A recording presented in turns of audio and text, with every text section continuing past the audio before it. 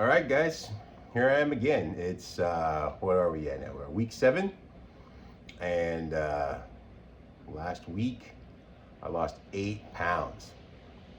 So it's a lot of weight to lose in 1 week. Now I've lost as much as 15 pounds before in a week, and that's when I was bigger. And it's usually the first week or two. It's just getting rid of the excess water and bloat. But to be 7 weeks in and then lose 8 pounds, it's pretty unexpected.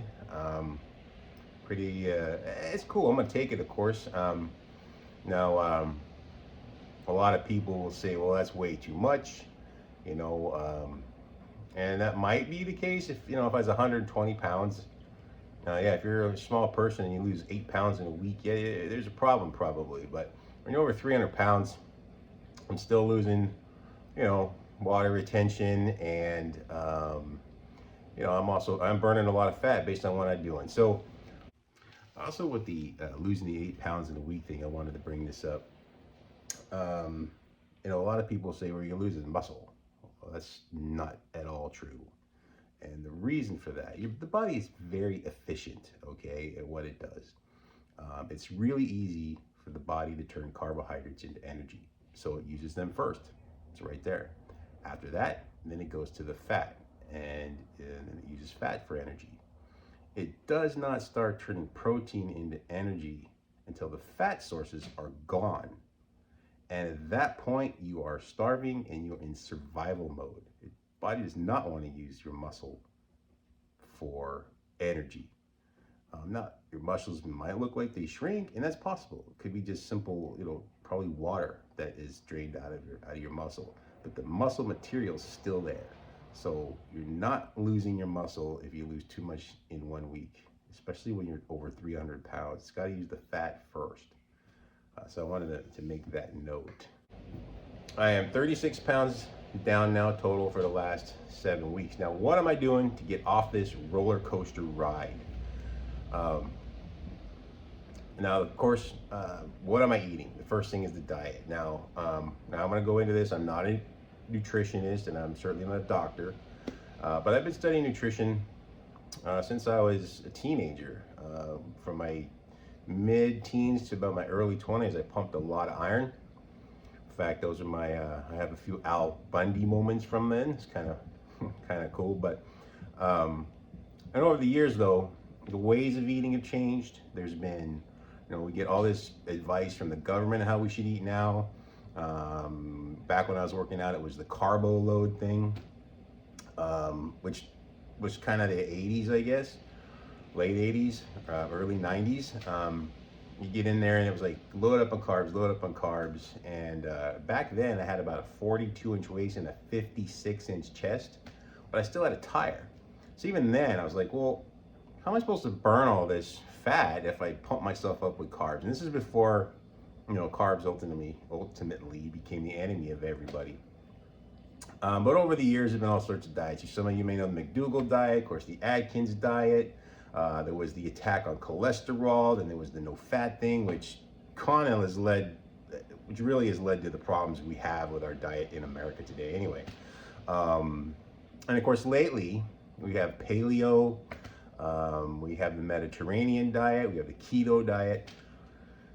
So I'm eating with purpose, and really the losing the weight is the side benefit of it, because I've said I've got I'm insulin resistant and a fatty liver, really have a lot of inflammation, brain fog. So that's the kind of stuff I'm trying to get rid of. So if I start eating properly to get rid of that, it'll of course benefit other systems. It'll benefit the brain and the heart and the leg. So it's the way to go. And then to do that, I get to lose weight as well. Now, to lose weight, you have to get rid of the carbs. And so a low carb diet is what I'm all about. Okay, so now not all carbs, of course, are created equal. Vegetables, of course, are carbs. You eat all that you want. In fact, any one of you give it a try. You never can eat enough vegetables to turn you into diabetic. And there are some other, good carbs. Buckwheat. I was turned on to buckwheat, and It's actually pretty good, and I've even made some bread out of buckwheat. Kind of a trip. Um, so yeah, not all carbs are created equal. I'm pretty much hitting the sugars, processed food, the grains, corn, kind of stuff. Um, um, and so a low carb diet is what I'm all about, and I'm going keto on that. Now, any of us could just go, you know what I'm going to do is I'm cut out the sugar, cut out the refined grains, processed foods, junk food, and I'm good, and that'll be fine. And you know what? If we could get the whole country to do that, just those things, we'd all be way better off for it. But what I like is, I kind of like the idea of a structured diet because I think it's easier to follow. All I have to do, or any of us, is get online. It tells you what to do. This is what you can eat, what you can't eat. And I think it's easier to follow and keeps you on track better, keeps you going.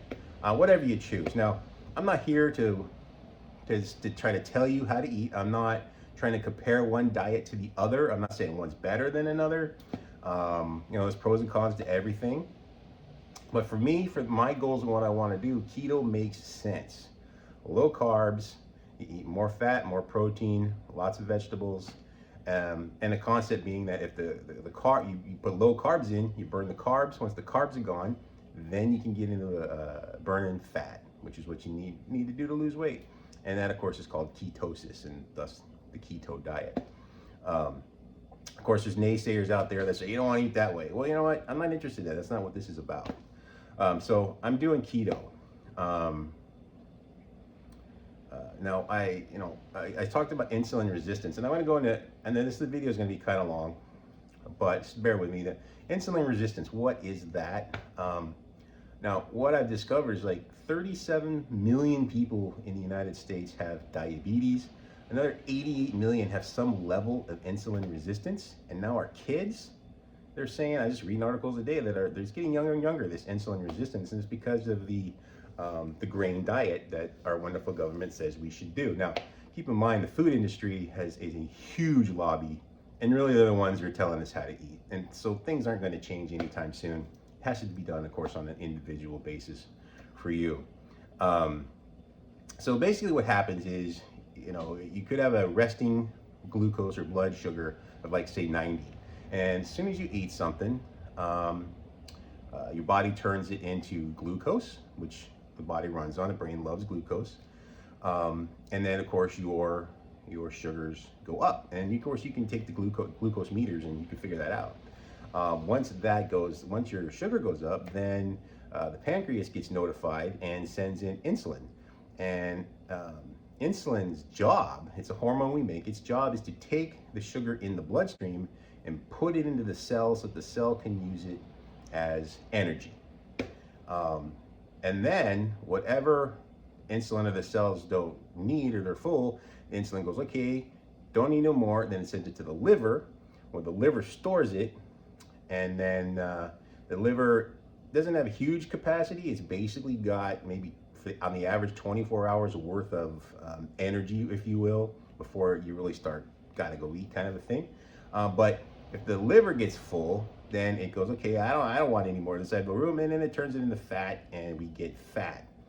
And that's how kind of a normal cycle works. But if you're constantly pumping this stuff into your body, constantly living on this high carbohydrate, sugary, pasta, rice, and of course junk food kind of diet, your sugar is constantly up. It's constantly up. So your pancreas is constantly sending insulin in to fight that and keep it level. And at some point, you're so full of insulin, so full of sugar that it can't keep up. And that's the basics of what insulin resistance is. And if this continues, pretty soon your sugar levels are always up, you're loaded with insulin, and you have diabetes. And it's really difficult to control from there. So you got to get the carbs out of the diet to do that. And what happens is, if you're diabetic and you don't try to fix it, eventually you literally could burn out your pancreas. It doesn't make the insulin you need, insulin you have to have. And then now you'll need insulin injections to keep things going. But it's a vicious cycle of high sugar, high insulin. Insulin's always running into the liver. The liver's going, well, I got too much, and we got to put it in fat. Then you get fatter. And so ultimately, as fat people, what we are is big batteries. we're big, stores of energy is really what we are. But insulin in the body, too much insulin wreaks havoc on so many systems. It can make you go blind. It can make your extremities go numb. It's terrible on the brain. In fact, there's some studies now that are showing that Alzheimer's might actually be caused by too much insulin in the system. All right, so enough of that. So basically, I don't want to get there.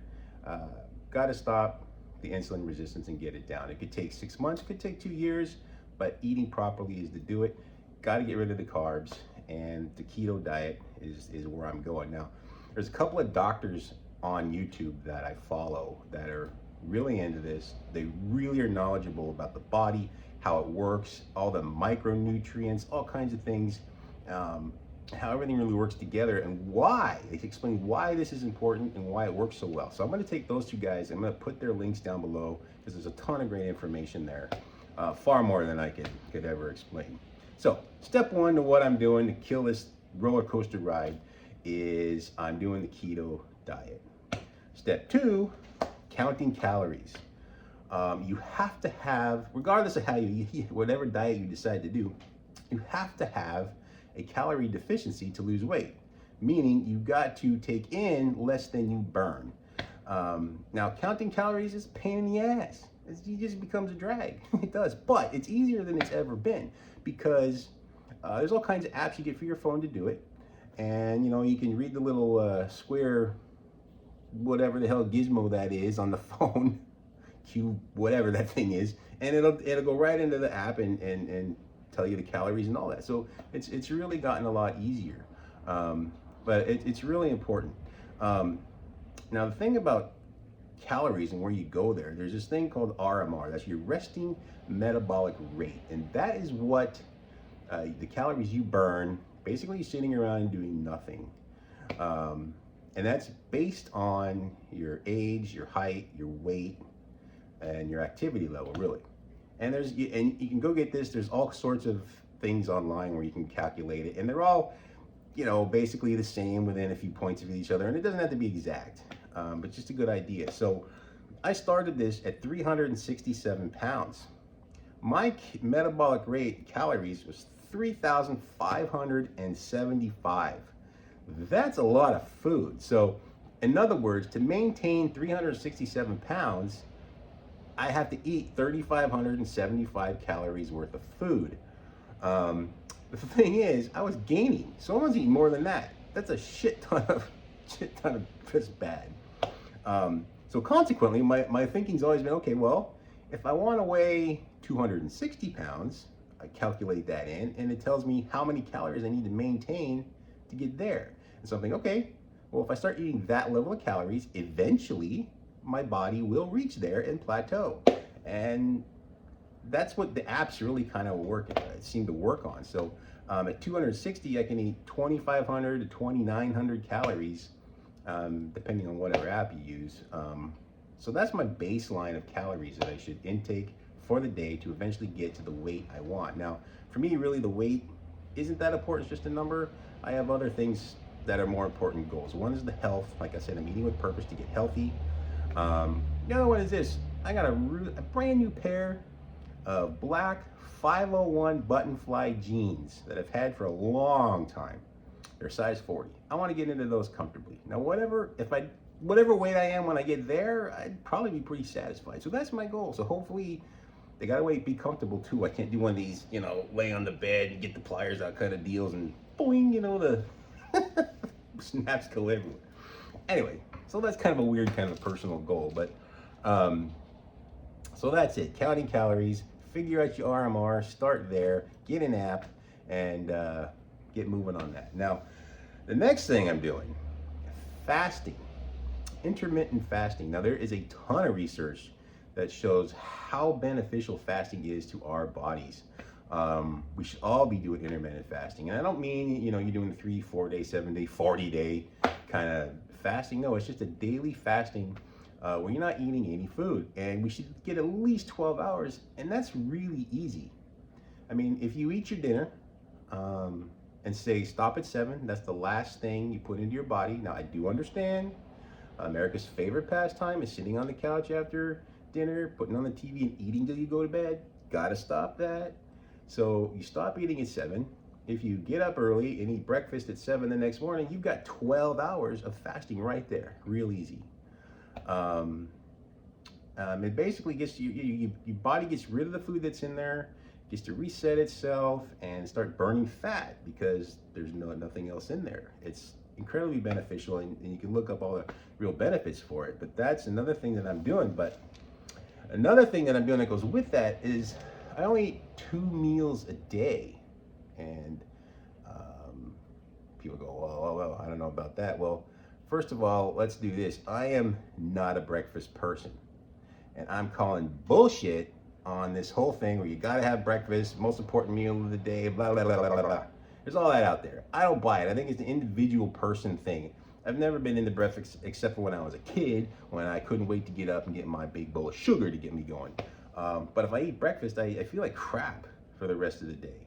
Now I like breakfast food, and on occasion it sounds good, but even then it's, I mean at 10 or 11 o'clock, I'm not eating at 7 or 8 in the morning. I am a coffee guy though. Gotta have that. In fact, I'm getting to be a real coffee snob, which I'm all about. So I'm a coffee guy. I never put sugar in my coffee. A sugar addict, I never put sugar in my coffee anyway. But I use half and half, which is okay. It doesn't screw up the fast. I've looked into that. So for me, I usually eat maybe like 1 o'clock. So I'm going from about 7 o'clock at night all the way around to like 1 o'clock in the afternoon. The crazy thing is with what I'm doing is I'm not hungry. Once you get off the carbs, all those crazy cravings kind of go away. When you add more fat to your diet, fat's very satiating and really lets you go a long time before you get hungry again. Now, going back to the calorie thing, having a problem here. I'm having a problem eating enough calories. My appetite has shrunk a lot. So when I go to eat like lunch, I start eating and I get maybe 500 or 600 calories into me.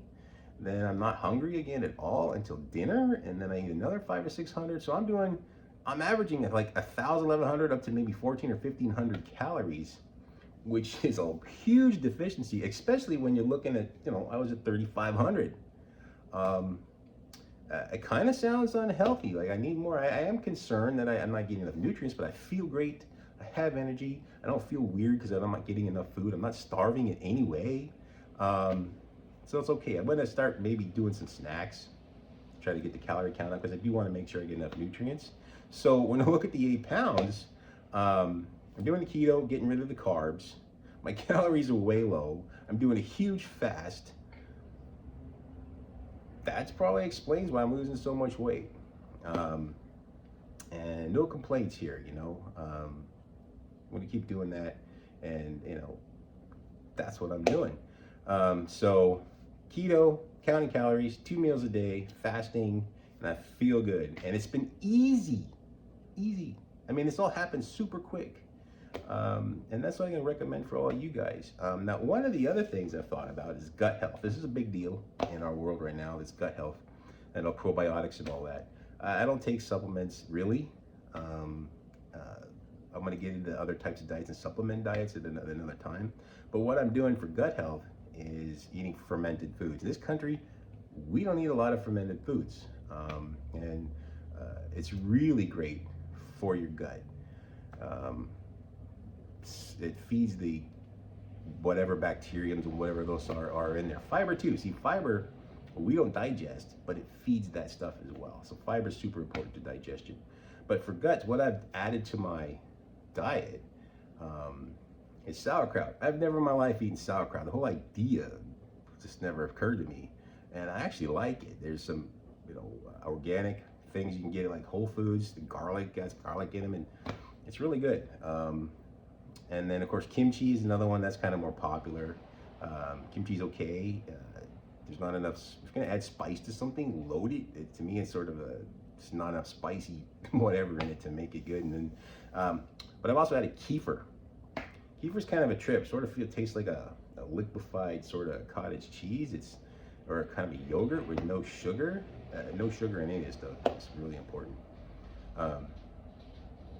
But kefir's pretty good. So I'll drink maybe a cup of that every other day, and add some sauerkraut. And that's just a side thing to try to benefit my gut. I've never messed with the gut health thing, but I think that's important as well. So that's it, guys. Thank you for tuning in, checking it out.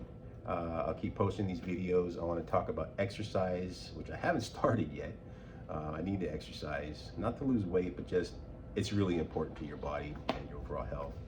Talk about food industry, and all sorts of things as we go on. So that's it for now, guys. Thanks for tuning in. That's 7 weeks. That is 36 pounds, and I'm officially off this damn roller coaster. Now I'm skating, and I'm gonna get where I want to go. Take care.